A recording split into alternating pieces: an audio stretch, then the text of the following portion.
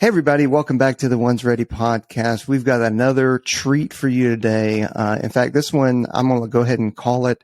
This is going to do very, very well on YouTube and on the audio platform because we haven't had a guest like you before. Hence why we are blocking you out, and we are not going to mention your name, but you may or may not be in the pipeline or may not have recently graduated the pipeline. So you have firsthand knowledge of pipeline stuff and the fact that you are prior service as well within the Air Force. So I don't say your name, I'm just going to say, hey, welcome to the One's Ready podcast. We're happy to have you. Appreciate that. Thanks for having me on. So, since I kind of alluded to it already, you said that you were prior service. What did you do before you decided to become a AFSPECWAR? For everybody out there, I was just trying to keep his identity, secret. Because last thing I want is for you to get smoked. Really? You went? Yeah. Are you talking to One's Ready? Huh? Yeah. Oh, how about that? Hate those guys. No, I can handle that. That'd be fine. No, so I was a SEER specialist before I cross-trained over to AFSPECWAR. How long did you do that for? I was in that career field for about 4.5 years. Okay. Yeah. Nice. All right. Well, Fairchild's not a bad place to be, and SEER is a fun job from what I've told. Oh, yeah. I mean, especially if you like being outdoors. Yeah, I mean, as a A1C and senior airman, there was really, for me, no better place to be. Getting to go out to the field for a week every month with all your boys, and it was just fun. Looking back on it, it's some of the best memories. Yeah, and it's beautiful up there. Oh yeah. I mean, you really are just going. I mean, you're instructing, but at the same time, you're just going camping for a week at a time up in Washington. Once you get past all the BS of the pipeline and being a new guy, and you're just a certified pack carrier, and you have all your food and your warmies.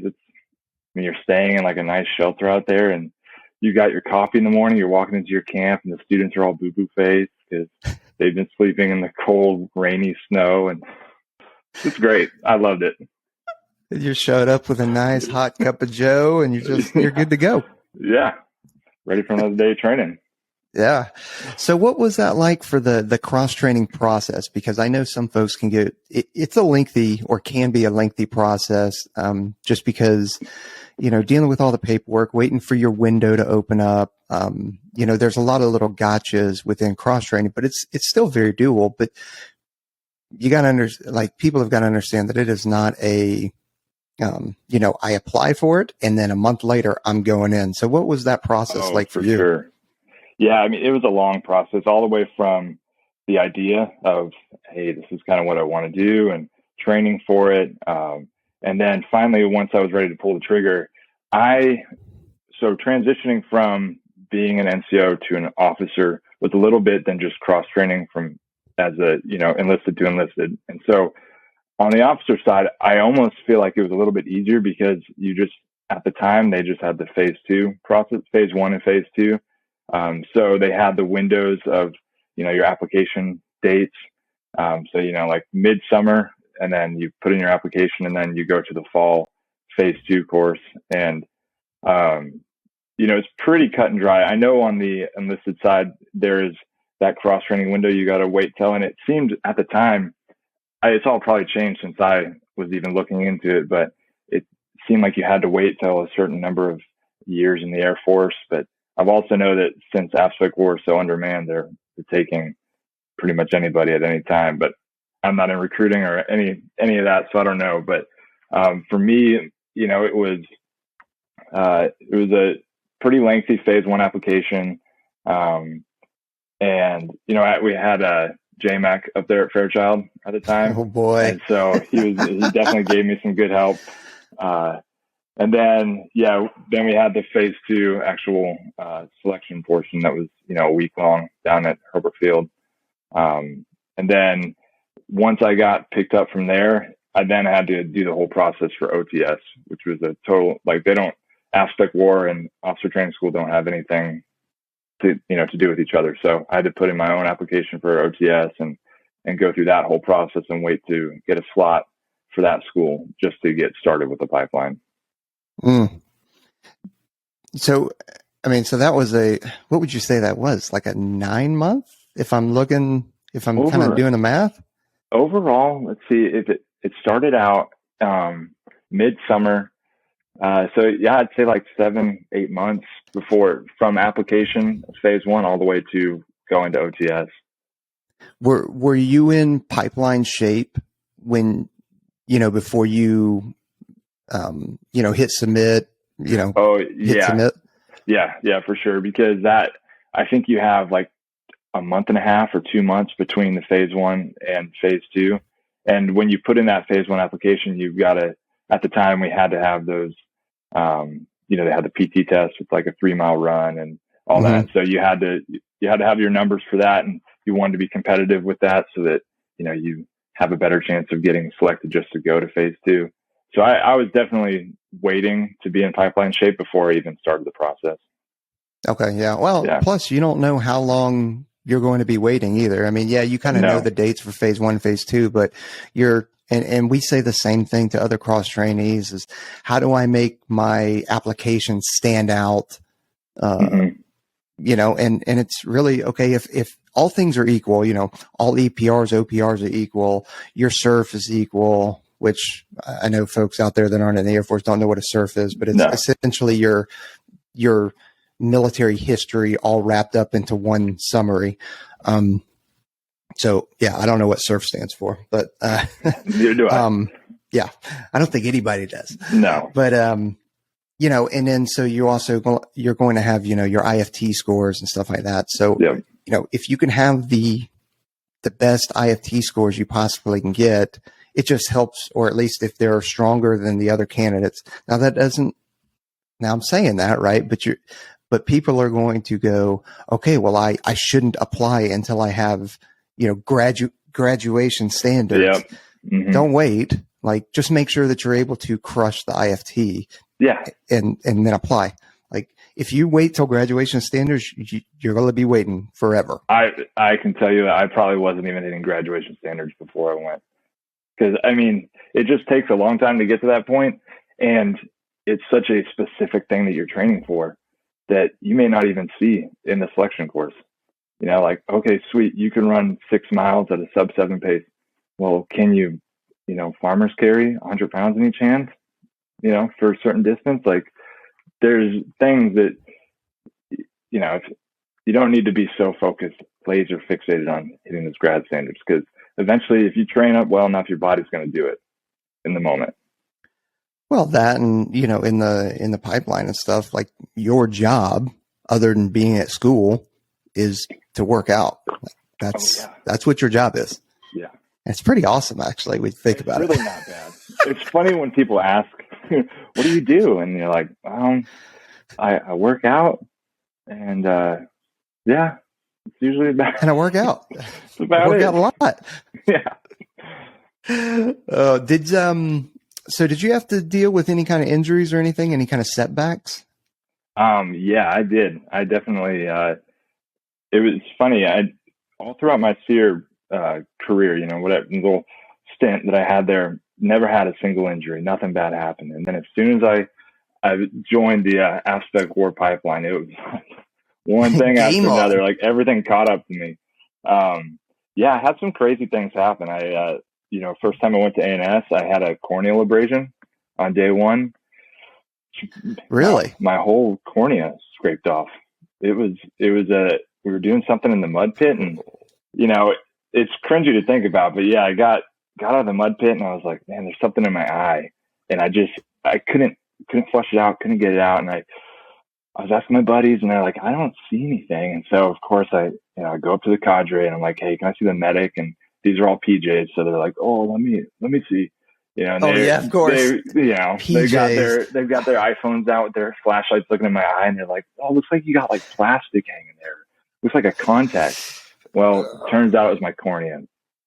So, they pulled me, needless to say. got that taken care of. Thankfully, your eyes heal real fast, so that was only a few days. No vision loss or anything like that. Then, I went back a little while later, and I got rhabdo, which was, again, very terrible thing to have. Got it several days into the course, and I'm slowly dying. And that was probably the lowest I've ever been in my life, for sure. If you haven't had rhabdo, I would not recommend it. Is it that bad? It's super bad because like you're not used to that you're not used to your body doing that. It's not like an injury where you fall and you hurt yourself. You're like, oh, I definitely got injured. It's a slow thing. It's like you go from not being able to keep down food to not, like your body just slowly starts breaking down. And I got to the point where I couldn't hold down liquid. And that's when I was, I had to make the call. I was like, hey, I'm not doing good. As soon as the Cadre saw it and talked to them, they were totally cool about it, because they definitely care about heat related injuries. And, so they were like, hey, we need to just get you to a hospital. And so, that was, dealt with that. I had another back injury that kind of was along the same lines, and herniated disc from my time in SEER. And that finally caught up to me. And so I sat on the bench for a while waiting for that to heal up, and then finally was able to get back into it. So definitely had some setbacks. It's not as a traditional pipeline experience there initially. Yeah. That's unfortunate, but you're where you're at now, but definitely extended your timeline for sure. Oh yeah. What movement or what were you doing when you got rhabdo, or was it just everything kind of built up? It was everything kind of built up. I know the one thing that I know set it off is I was eating MREs at one point, and I just got sick out of nowhere. It was in the morning. I was eating my MRE, got sick for some reason, and that like set on this chain of events where I just couldn't hold down food. So your stomach gets all like turned up, and I couldn't hold down food, and then so my body wasn't getting what it needed, and you're drinking as much as possibly can, trying to nibble on things throughout the day, and so it was August in Texas, so just super hot. My body wasn't ready for it, wasn't able to hold down food, and it just one thing led to another. Then eventually I hadn't eaten an entire day, and I was like, this is not good. This is not good. But you just got to listen to your body. Because the Cadre, they would have pulled me at some point, but I was the one that had to say like, hey, something. And my buddies all came up to me there, and they had like a little come to Jesus meeting with me. They're like, hey man, you're not doing good.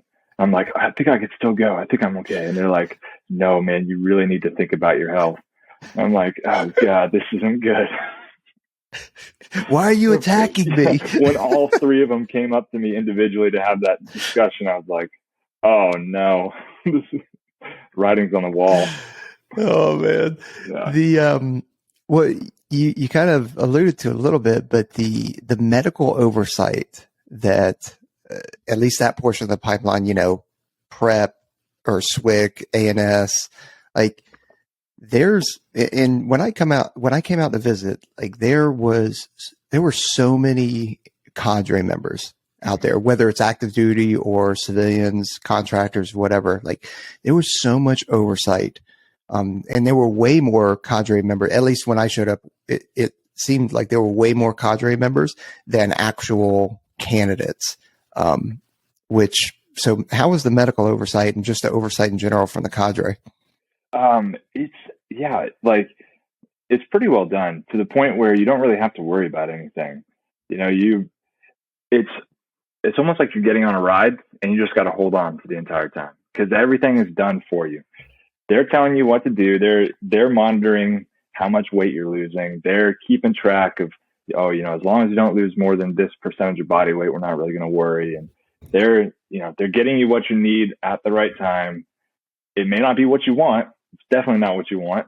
You may get, little things here and there that make your day a little bit better, but they've got, they're monitoring you all day. They're checking out, they're doing urine samples, all sorts of things to ensure that you're not dying. that you're at least going through the course, with a relative level of health. And it's not, definitely not pretty.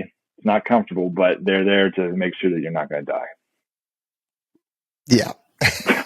except the part where you said you just got to hang on and not really do anything. There, you got to do a lot. Yeah, you got to. There's a lot of things that you got to do. Yeah. You don't have to do any kind of logistics or coordination or anything like that. But you're going to be doing some stuff for sure. You got to put out, but you don't have to worry about anything. As long as you're just doing exactly what they tell you when they tell you to do it, you're good. Exactly. Yeah. Oh man. So, all right. Well, moving on to ANS, and again, like I kind of mentioned previously, I want to maintain the integrity and the kind of veil of secrecy behind a lot of the stuff that goes on at ANS. But if you had to kind of pinpoint one thing at ANS that you were like, dude, this was my thing that was just so difficult for me, that I felt was the most difficult for me in particular, what would that be? See, I would say there was one day, and I won't give away anything, but there was one day where we had a movement that we had to do, and it was late in the day after an entire day of rucking and events and swimming, all this stuff. And we had this one movement that was a team movement with extremely heavy weight. And it was an event that if everyone wasn't putting out 100%, then you're not moving as a team. And we had some guys on the team that were just on the struggle bus and weren't willing to push. And I think that at that point, that's when like I started getting like the cold sweats, like just, this is bad, and you're just carrying so much weight trying to move because you know where your end point is, and it's going to be a ways to get there. And so I don't want to give anything away, but there was it was a heavy carry movement that was pretty bad. Yeah. And I mean, you don't just do that kind of stuff at ANS. There will be, for the folks listening, there will be other times in the pipeline that you're going to end up doing that too. And those kind of events are the ones that I hated, or at least it wasn't the most physically taxing for me, but it was the most kind of mentally taxing for me, because a lot of times those are either overhead, carries, or they are, carrying at the waist because maybe it's litter height. But whether it's overhead or whether it's carrying at the litter, like as me being a shorter person, it's one of two things. Either I have more weight than most because of where I happen to be on there, or if I'm in the middle, I'm not doing anything. So, physically it's either really, really easy or really, really difficult, but it's mainly the mental thing. Cause I know my buddies are taking the brunt of everything. And I'm just sitting here kind of like, yeah, this sucks, guys. You guys are doing great. It's, yeah. Yeah. And I think one of the worst parts about it is everyone tries to think about the easiest way to do something because you want to make it as simple as possible. And really the answer is you just got to get it up there and carry it. But nobody wants to accept that reality. And slowly in that one event, it just was funny because looking back on it, you could see everyone just come to terms with the reality of the situation. They're like, I guess just die inside. We spent 15 minutes at the beginning trying to figure out how to hold this in the most comfortable way. And then everyone slowly realizes the only way to do it is to get it up over our rucks, and we're just carrying this thing. Yeah. That's it. You can plate it, and then you can do, and then it's over. Yeah. And that's the quickest way and the easiest way. Just get it done. Yep. Sucks for everyone. Oh no, you're so right. So, how did you prepare? How did you go about preparing for the pipeline? Because I know that being seer, you're already very active as it is. I mean, you're like a billy goat humping up and down mountains and stuff like that. But like, how else did you prepare? Water. The water was a huge thing. Because in seer we don't have any real water con or anything like that. So that was an area that I knew I would struggle in. So I dedicated a lot of time to training for that. And then, aside from that, I really worked on my endurance cardio just kind of zone 2, just going for a long time. Not necessarily working on being super fast or anything like that, but just at a maintainable speed for a good distance, and so, yeah, the running, the water con, and then in my normal lifting preparation, it was a lot of sandbag stuff, not necessarily just deadlift, bench, squat. It was, more abnormal movements, odd carries, farmer's carries, stuff like that. Okay. Yeah. Like, not necessarily general preparedness, but you were definitely targeting a certain, you were definitely targeting the pipeline, but you didn't just go, okay, I'm just rucking, running, and swimming. That's it. Yeah. Yeah. There was a lot, because I knew like with the calisthenics and the strength endurance and stuff like that, I knew there were definitely things I should be focusing on with that. Did you, in the pipeline, did you notice folks that hadn't prepared? And if they didn't, what areas were they unprepared in? Like, did anybody show up to the pool and be like, dude, I don't even know how to swim. What am I doing here? Oh yeah, for sure. We had, I will say there's a huge difference, because officers don't go through SWIC, right? They just show up. If they're wanting to go to ANS, they're wanting to cross train, they show up and they just go right into it. Whereas all the guys that go through SWIC, they know, they've been doing this for a while. So all those guys were pretty much studs when we started ANS. But we did have, I remember one individual who, after the first day in the pool, like he was on a struggle bus, and we all knew. But after that first pool session, he was like, dude, I have never done a mask and snorkel in my life. And we're like, what in the world are you training for? He's like, all I was doing was just endurance swimming. He legitimately thought that our swimming sessions were just 500-meter swims or something crazy like that, and like, have you never watched an in-doc video or anything? You got to go underwater and get that mask. Like that's like basic. What do you mean I got to go underwater? Yeah. Like Needless to say, it didn't last very long. So yeah, that's rough. Man. And that's a trainable thing too. That's pretty easy. You can figure that out. It is, but I mean, you got to have the knowledge and do some research. But yeah. I mean, to go in kind of essentially blind like that, that's, that's kind of the way it was, back in the older pipeline. Like when I went through, it was, 120, 130 people show up for INDOC right out of basic training. There was no development. There was no anything like that. Same basic training flights or squadrons, whatever. And then like day one, you're in the pool and all 130 of you or whatever are in there, and people just start popping. Oh yeah. Right. And then actually maybe the first event was a pass test, but anyway, so people quitting during a pass test, and then, yeah, anyway, but it was a survive thing. So if you didn't already, there was no, we're going to train you to do this. You had to show up and either have an idea of how to do it or survive. Yeah.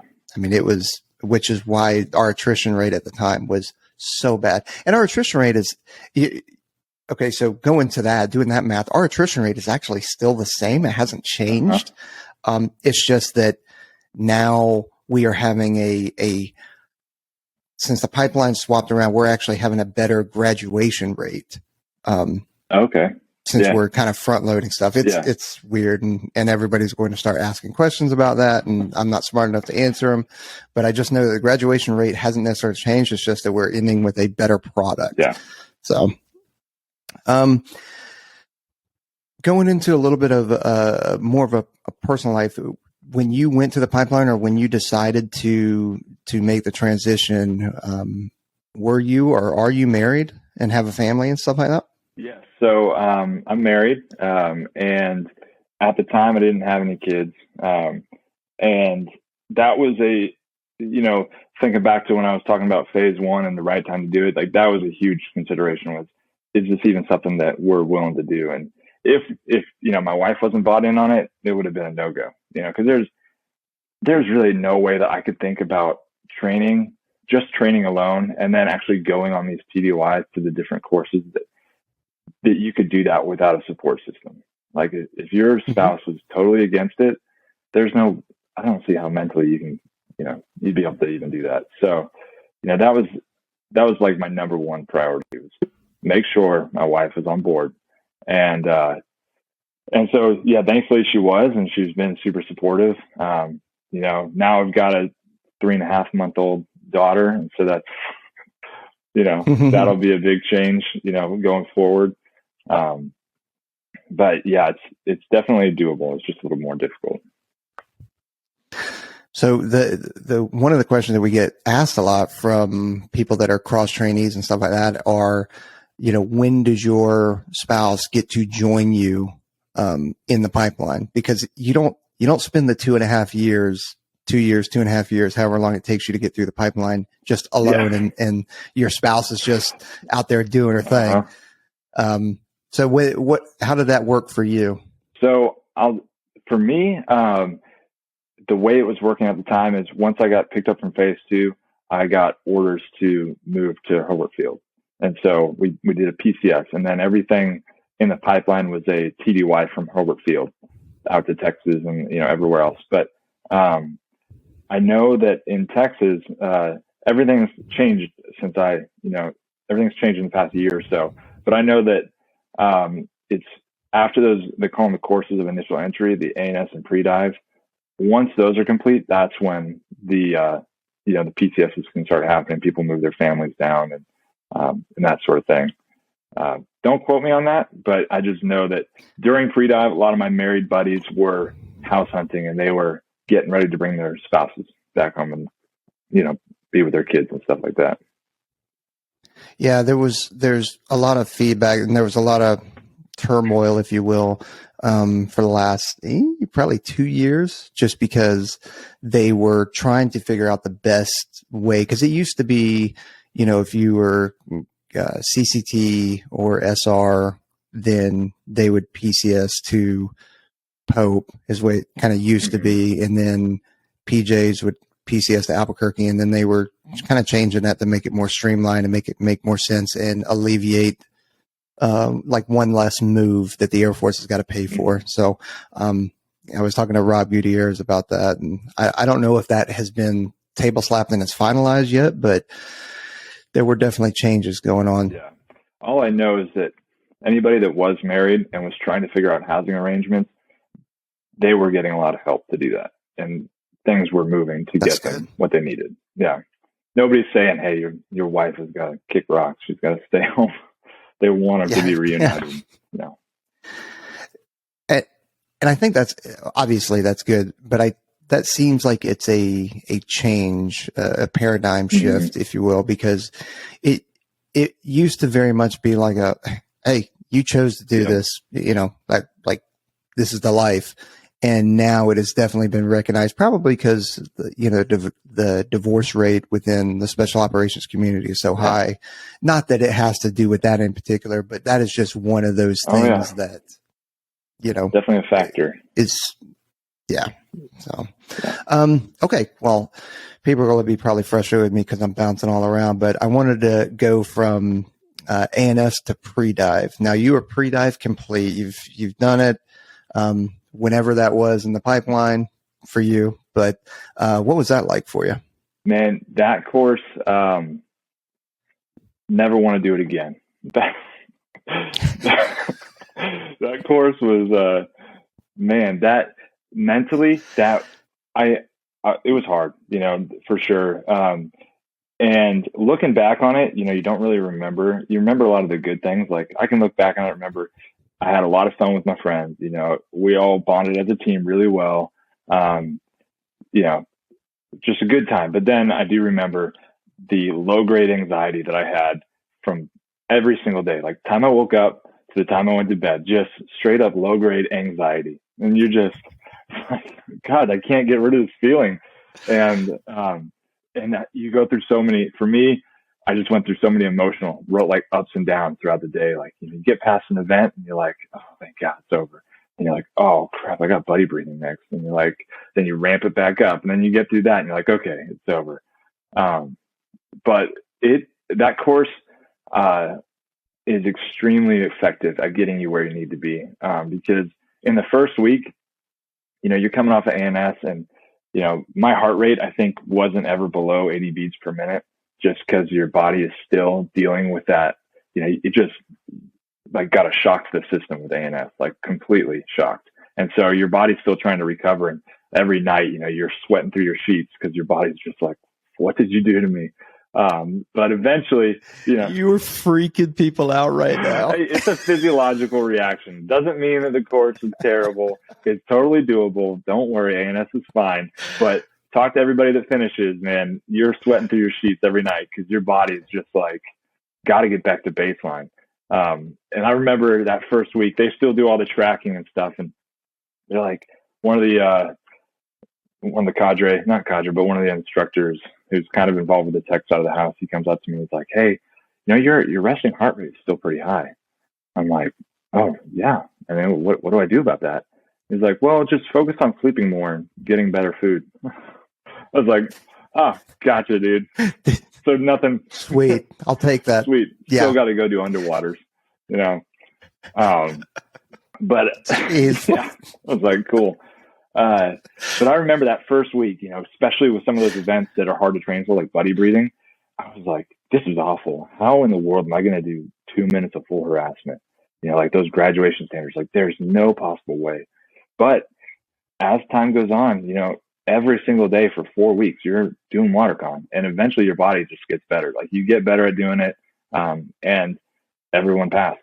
It was crazy. Like thinking back to how everyone completed that course and what everyone started out as, there were guys that I was looking at like, dude, I don't know, man. You're struggling on every event.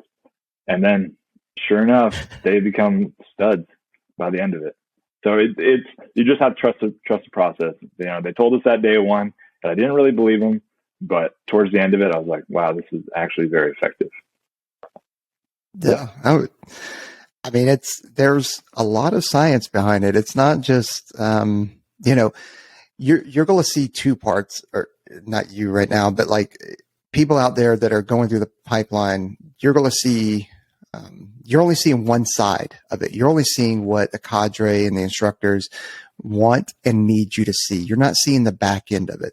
On the back end, there's a lot of planning, a lot of coordination, a lot of logistics, and there's science behind like, okay, here's the reason why we're doing event X instead of event Y, and why X is becoming before Y and that kind of stuff. Like there is a lot of planning and programming that go through all of it, but you're only seeing one side of it.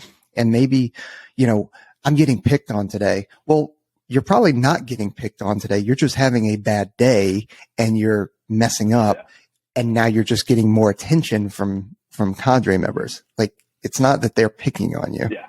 Yeah. That's all it is. And you can tell the difference. Like ANS, you're a number. You're not a name. When you get to pre-dive, you actually have a name, and the cadre are there to train you. And it's a huge difference, like just a very noticeable difference from the way you interact to them, the way they're treating you when you're on the pool deck. Don't get me wrong. There still is that, there's the cadre that is there. They will smoke you for sure, but they're more, more focused on getting you ready. If you're struggling, they're going to work with you. You have plenty of time to work on events, and it's not just a smoke session every single day. It's a very good course to actually train you so you can hit those graduation standards. Oh, absolutely. They're professionals. You kind of alluded to, like, I'm trying to articulate this well, but how you're going from event to event, right? Like a lot of people are looking at, okay, I've got ANS, I've got pre-dive or dive school or the entire pipeline. Mm-hmm. And they're like, oh my God, this is so overwhelming. But you kind of mentioned that you did one event or one pool session, however you broke it up. Mm-hmm. And then, okay, that's done. And now on to the next. Like, how did you break it up or eat that proverbial elephant, one bite at a time kind of thing? Yeah. And, ANS is hard to do because you don't know what the next event is. All you know is that you're done with the event. You got some time to, refuel, make sure your gear is good, and wait for the next thing to start. And you've got to figure out your own way to down regulate, and everyone has got their own method. But when you move on to pre-dive, it is a very structured course, and every day is relatively the same. And so you get a feel for it. In the first few days, everyone's struggling because it's another shock to the system. I don't know anybody who is leading up to going through the pipeline spends an entire day in the pool like that. It's just not natural. Nobody would really do that. And your body's like, wow, I need to get used to finning every single day and then doing WaterCon. But, that first week you get an idea of the structure. You're doing your events in the morning, you're going to lunch, and you have a good lunch break, and then you're doing your events in the afternoon. It's just training. And so when you get that idea and you understand it, you can start to compartmentalize things throughout the day. And like what I would do, the mornings are pretty simple. And then, you go to lunch and you have your WaterCon in the afternoon. And that's when I would sit there and just work on visualization. I would, in my mind, go through every single event and, just sit there, close my eyes and just work through it all and do all the reps in my head perfectly. Then once you get into the actual WaterCon session, you're mentally focused and and we are instructors, we're really good on just telling us, hey, this is one event at a time. Don't be thinking about buddy breathing when you've got your first underwater, because you're just going to freak yourself out. Buddy breathing's coming. It's going to be there. Worry about that one underwater. And especially on the days where you've got more gear on, those Black Thursdays that are just extremely tough, you're just focusing on one event at a time. Like literally got done with an underwater. All right, let me breathe. Let me focus on the strokes for my next underwater. And that's it. Because when you start thinking about everything else, man, that's when you go down that rabbit hole you can't get out of. Sorry, I'm having flashbacks from the anxiety from going to lunch on a Thursday, knowing that we're going to the pool for a Black Thursday. Like that is, dude. Oh boy. We had some days.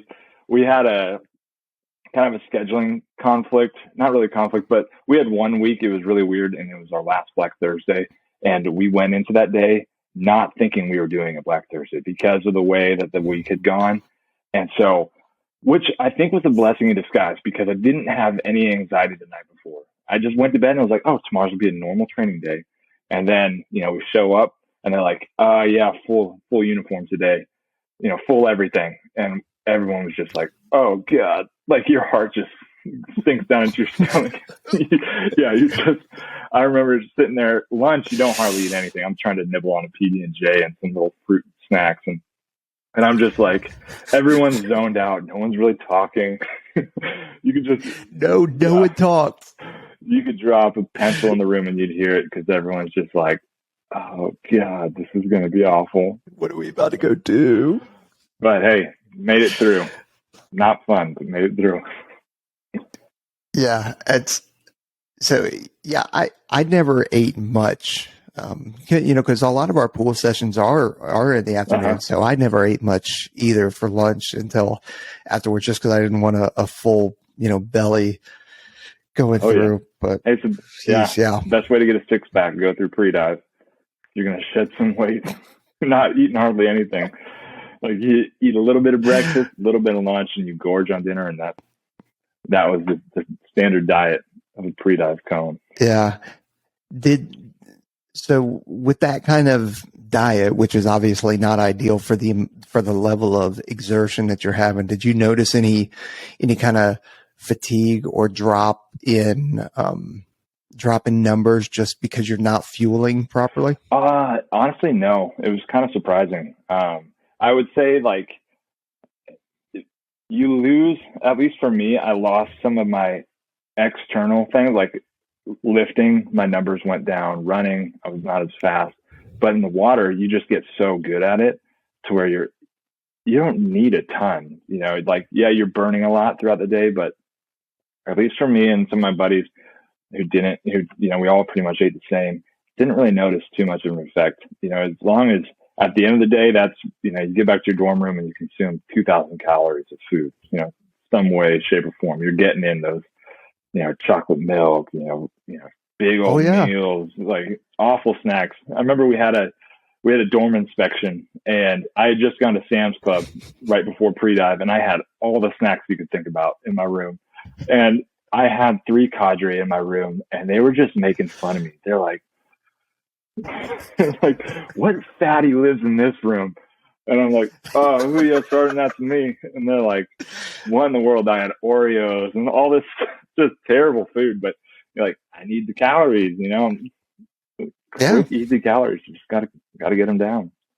Not recommended. Yeah. It's but for that little 4 weeks at a time, it was fine. Yeah, not recommended when you're at my point in life, but definitely recommended when you're, going through pre-dive with a pipeline. Yeah, we've said it before. We used to come back and order Papa John's, and each of us would destroy a large Papa John's, which is enormous. Like, that is a lot, but we just, going through induct, we just needed the calories, and it was. Yeah, take advantage of it. Because we're not doing it at lunch. It's the one time in your life where you can get away with eating whatever you want with no repercussions. Fuel becomes like, it's just fire. That's all. Like, the food you eat is just. Yeah, you have to. Great. I could see it right now. Cadre coming into your room. Oh my God. Who? It was hilarious. Yeah. As they're just tossing your room. Yeah. Oh man. How, so as we're kind of talking about like coping mechanisms and stuff like that, like, did you get a chance, to talk to your wife much during the pipeline, or at least during some of those, your ANS, your pre-dive or anything? Obviously ANS, no, because, you're in a field environment, no phones or anything, which I think is best.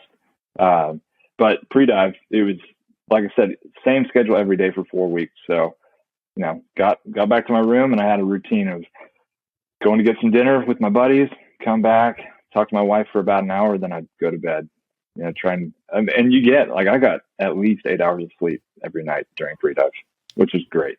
Probably, that's awesome. Honestly, especially after having a kid, probably the best sleep I've had all, for a very long time was during pre-dive. Like, at least 8 hours. Let's make sure your wife doesn't watch that. Oh, really? Yeah. Oh, really? Oh, okay. Turns out being TDY is a little bit easier. Yeah. Oh, you're not wrong. Well, did you obviously, like, looking at you right now, and I know that people can't see you because I've got you blocked out, but you got impeccable hair. So you're not going to go be a PJ, but what do you use on your hair? I use out of reg. Yeah. Out of regs? Yeah. No way. Out of regs. Yeah. Well, owned by a STO, if people weren't tracking that. Out of regs. Great pomade. I think it's the tree kicker I use. Is that the right scent? Yeah. I know it's the pomade that, I don't know. And you're looking like you're using the sea salt spray, if I'm not mistaken. The sea salt spray was something I recently got into, and I've been using that every day. Use it with a little bit of pomade and good to go. I think I use a pipe hitter pomade and the sea salt spray. Yeah, it's my favorite stuff. Yeah, definitely. For everybody out there, check them out. Out of Rex pomade. They do spray. They do pomades. They've got different scents within it. They've got stuff for your beard. They've got stuff for tattoos. And then they've got some other merch. So definitely go check them out. And again, veteran-owned company, current STO or special tactics officer that owns the company. So it's great. We like helping out our friends because our friends help us out as well. And then we also have a promo code. One's ready, get you a discount, and then you're supporting them and supporting us. And really, it's a shame that Trent and Aaron on here because they're the ones that are really repping it. They love that stuff. I'm not. Yeah. Oh yeah. They're mainline, but everybody thinks that I'm wearing a hat just because I don't have the hair. Now I definitely don't have hair like Trent and Aaron, but it's one of those things where I wake up early in the morning. It's like, it's just easier to throw a hat on, but I was in mess dress last night repping the sea salt spray. Nice. So got that. But again, check it out. And it's, out of regs with an S. So outerregspomade.com, promo code and one's ready. And then we'll get off of the hair, because everybody likes to make fun of PJs for their hair because they have terrible hair. I like the verbiage you used, and I hadn't heard that, down regulate, when you start talking about your anxiety level and your heart rate. And so your method was just breathing techniques, huh? Yeah, it kind of changed depending on what was going on. During A&S, my coping mechanism, I guess we'll call it, down regulation, was just to sit back on my ruck, and I would just like close my eyes and breathe for a little while, do the box breathing. There's plenty of methods out there, breathe 4 seconds in, hold for 4, out for 4, that sort of thing. I would do that sometimes, sit up against a wall with my legs, up on the wall, trying to get, some of that blood flow to come back down into my core.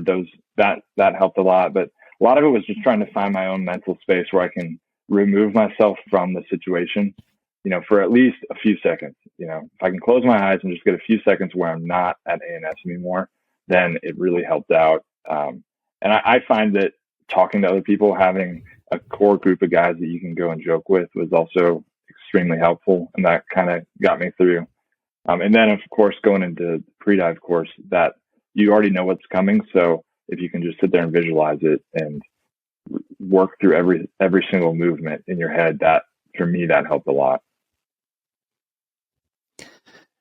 Yeah, I think that's important, because you got to get your, it is controlling that anxiety. And I think going through the pipeline, or at least, especially A&S, especially pre-dive and dive school, like you're almost going to have a baseline of anxiety, a baseline of shit, what's next, or, I got this, I know the event that I have coming up.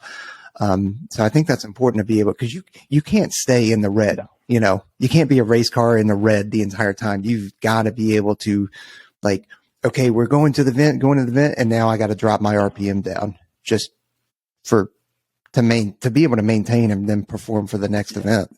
You need that. I think if you're too nonchalant, then things aren't going to go well. Like if you're just kind of half-heartedly, showing up and doing it, that's probably when you're going to have those little mistakes you make. I mean, I know, like with jumping, for instance, when I jump, I would have a low grade of anxiety. When the ramp opens up, you're like, oh, this is for real. We're jumping out of the plane, and you've got it. But that for me was a lock-on sort of thing. Like, all right, let me make sure everything's good to go. And I noticed, like on days where we do multiple jumps, I would eventually my anxiety would start to go down, and that's when I would mess up little things. My exit was bad or something, and I could easily attribute that to the fact that I was way too nonchalant. And so you need that little bit of anxiety, but as long as you can control it and not be enslaved to it, I think it's really helpful. No, absolutely. A little bit of anxiety keeps you sharp. Mm-hmm. If you're, I mean, it's that whole getting too comfortable. There's a C word, complacency. There you go. It's like that is a real thing. Complacency kills. And if that ramp is opening, whether it's day, night, and you're not feeling some sort of way, like you need to probably find something else to do, or maybe not jump, because man, if you are just that comfortable, that's when things kind of can go bad. Oh, for sure. Foot care. Like we get a foot care question a lot. So foot care maintenance during the pipeline, did you have people taking care of that? Did you have people training you how to look after your feet, or how did you go about doing that? They do a good job of prepping you and giving you the supplies you need especially during A&S, which is obviously, very, very rough on your feet. They give you the tools that you need to make sure you're taking care of your hot spots. And I would do things, in preparation, like walk around barefoot, try and get outside barefoot and roughen up the bottoms of my feet. And spent a lot of time in the boots that I was going to wear for A&S, actually training in those. The worst thing you could do is buy a new pair of boots the weekend before A&S starts and people do it. And I do not understand. Everyone thinks that, this one pair of boots is going to get me through. Like, I need the newest, shiniest boot at the boot store. Like, that's what I'm going to get. And that's going to make me successful in A&S. It's like, no, you need the pair of boots that you've been rucking on for a year to get, you need to be wearing those because it's already molded to your feet. And that, I think, is huge, making sure that they're tied up properly, like, you can't just slip them on and be good to go. You need to make sure that they're adjusted properly to your feet, allow for your feet to swell, and then take care of those hot spots. Like, I know where my hot spots are. So if I knew we had a long movement coming up, I would tape up those hot spots. That way you just have a little bit more protection. And honestly, I can't remember having any real foot problems going through A&S just because I took care of that, made sure that I was a step ahead of it. Yeah, I didn't have any foot problems either, but man, I saw some horrendous, like, just the entire bottom of their foot, just a big blister. And and it puts them out of commission. Like, they can't go. Like, as soon as they stop, they're fine if they continue to move. Mm-hmm. They're hobbling along and they're stuff like that. But as soon as they stop and take their boot off to check out the size of the blister, like, they're done. Because now the boot's off, it's like then that thing can get infected. Ooh. And then there's nothing they can do. They got to pull you from the course, and that's not what you want to go out for. No. But you definitely got to take care of it. And I'm with you. Like, you got to get the boots off and let your feet air out. You got to change your socks appropriately. You got. It's not a whole bunch of maintenance, but if you just do a little bit of maintenance as you're going, you should be fine. What, cause I already know somebody's going to say, hey, how come you didn't ask this? What boots did you happen to use? I don't remember they're Garmonts. I don't remember the name of them. They're the standard Garmont boot that almost everybody's wearing. They're like fast boot or something like that. And people are going to probably comment on this video and be like, this guy's an idiot, he doesn't know what he's talking about. But it's some Garmont SFB. No, that's the Nike SFB. Some Garmont fast boot or something like that. It's a lighter boot, but it's got good heel support, good open toe box. And then the laces on the top are wide so that they're not pinching down on the top of your foot. So you can have some room to really let your feet kind of breathe and, expand throughout the day. But they're tan though? Yeah. They're standard, standard military boots. Man, I like, as you're doing that, I hopped on US Patriot just to see what kind of Garment boots there are. And there's a lot, but I don't see any fast boots, but that's okay. At least people know that that's what you use. And that's what Garmont T8 NFS. That's the name of them. Oh, okay. Good boots. Yeah. I like those, but I actually did go and try out a bunch of different ones, and a lot of guys, there are certain boots that you see a lot of guys wearing, and some of them just don't work out for you. So you really got to try them out. If you can get to a place where you can actually put them on your feet and try that, that'd be good. And then whatever you're going to use, make sure you're actually wearing it for a little while, at least through SWIC or, as you're prepping up for A&S. And that same thing goes for running shoes too. You don't want to hop on brand new running shoes that you've never worn before, and then all of a sudden you're going to put some miles underneath them. So don't do that either. But yeah, for me, I was using, and this was when our boots were black, but I was running around the pipeline in Bates. I love those things. They were the ones that were big. I think they were issuing them at Buds as well. So like those worked out really well for me. But okay, well, we're quickly approaching an hour here, and the one thing that I want to do, especially with you, because you have a very unique perspective, but what advice would you give to people that are either cross training, haven't experienced the pipeline, or even new recruits that are about to, they're in development or they're about to go into the Air Force, hit SWIC, and then roll right into A&S? Yeah. The biggest thing that I can give you as advice is don't try and game the system. Like one of the things that I saw with pretty much everybody, and it's easy to get sucked into it, is you start talking about A&S before it starts. You got like the little bit of time prior to it starting, and you've got the cone rumor mill. Everyone talks about things. You got guys that quit that come back and tell you how terrible it is and what event they quit on. And so guys start talking about things, and you start saying, oh, on day 1, we do this. On day 5, we do this. And then at one point in the course, we do this. And everyone tries to game the system and figure out what's going to happen. I really just recommend staying away from that, man, because I saw it happening with our group. Like we had guys that were just started talking about it, and you could see on everyone's face that they just started getting scared. Like guys were telling their war stories who had gone through previously, and these guys who hadn't been through were just, you could see the look of fright on their face because they're like, what are we going to do? And it's just so much easier to show up and not know what's going to happen because you've already physically prepared. Like assuming that you've done the right things to get ready, you don't need to know what happens on day 1. All you got to worry about is what the Warno says. Show up at 0, whatever in the morning and get ready to go. Like you're probably going to have a bag drag and you're probably going to get started with training. And that's all you got to worry about, because if I was to sit here and tell you everything that you're going to do in A&S, just that course, you would probably not even apply. You'd be like, there's no possible way. And even going through the course, when we were told to do something, you're thinking, there's no possible way. Like how we just got done with an event and you're telling me I got to do this event next, but you can do it. Like everybody did it. And, there's nothing extremely special about it. It's just do what you're told, and it's there for a reason, and you don't have to worry about the next thing coming up. And, everyone that tries to game the system eventually gets bit by it. I had one guy who kept asking me, because I'd gone through I'd gotten up to a certain point before I got pulled previously. And I had a guy who knew about that. And he was asking me day 1, hey, what are we doing next? What are we doing next? And I'd be like, hey man, don't worry about it.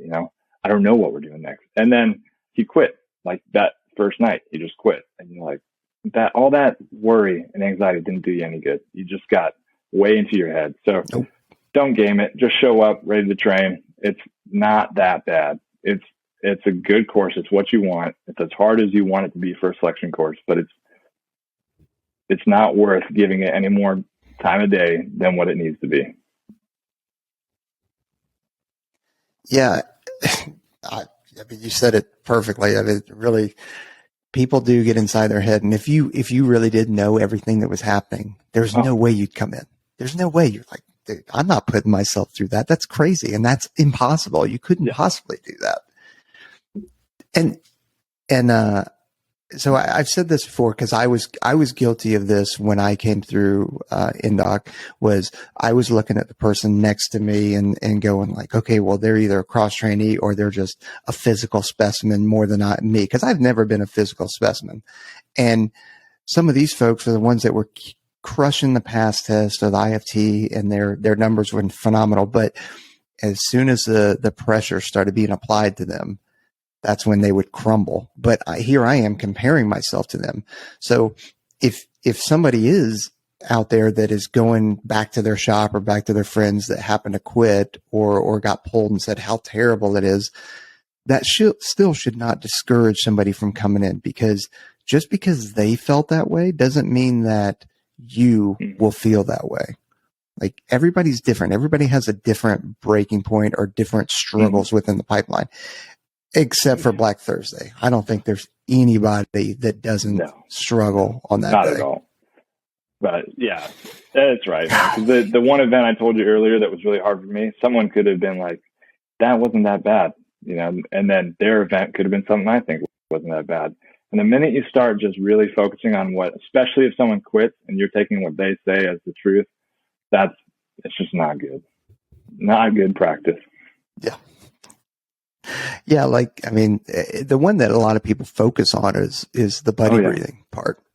And I mean, by no means was it easy or hey, this is my favorite thing to do, but buddy breathing was never my struggle, right? I would just kind of dead fish it and just work through it, right? Still sucked, but that wasn't my issue. My issue were many other things. Yeah. Everyone's got something. Don't worry about it. Yeah. Yeah. Nobody goes through that course that's like, oh, well, I don't see what the big deal was. No, not at all. Awesome. Well, I appreciate you joining us. Like I said, it's been a pleasure having you on, and I can continue to talk about the rest of the pipeline, or just your arrival on team for another hour easily. But definitely appreciate you joining us, and thanks for your time, because I know that you're extremely busy.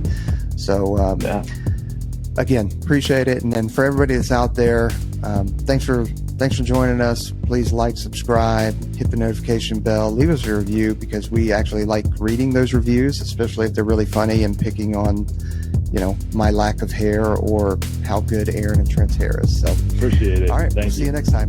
Later.